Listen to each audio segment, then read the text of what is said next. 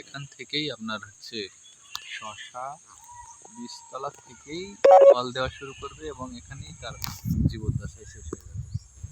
মানে এখান থেকে শুরু হবে, এখন এখানে শেষ হবে, এখানেই শেষ হয়ে যাবে। আর এই শশার গাছের মেয়াদকাল হচ্ছে 72 থেকে 75 দিন। 75 দিন পর এটা অটোমেটিক মারা যাবে। কিন্তু শশা ধরবে আপনার হচ্ছে বীজ লাগানোর 17 দিন পর থেকে জ্বালা আসা শুরু করবে। আর তো এই শশার ভিতরে অন্য কোনো চাষ করা যায় না?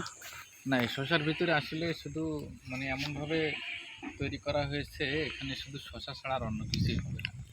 আর এখানে খুব লাভবান হবে।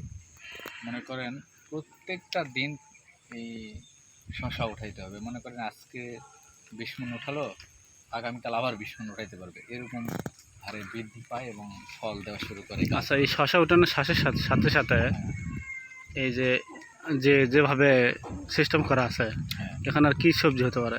এখানে যদি উনি চেষ্টা করে, শশার গাছ মারা যাচ্ছে, মারা যাওয়ার হয়তো 10 দিন 12 দিন আগে সে যদি হচ্ছে করলা চাষ করার চেষ্টা করে, তাহলে করলা খুব ভালোভাবে সে চাষ করতে পারবে আশা করা যায়।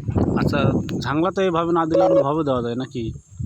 বাংলা এভাবেই দিলে বেশি ভালো হয়। আর যদি মাচা করে দেয় তাহলে সেক্ষেত্রে দেখা যায় যে শশা ওঠানা বা বীজতলা তৈরি করা এগুলো নিয়ে ব্যাপক ঝামেলা হতে পারে। এই জন্য শর্টকাটে এভাবে তৈরি করা হয়েছে। দেখি কেমন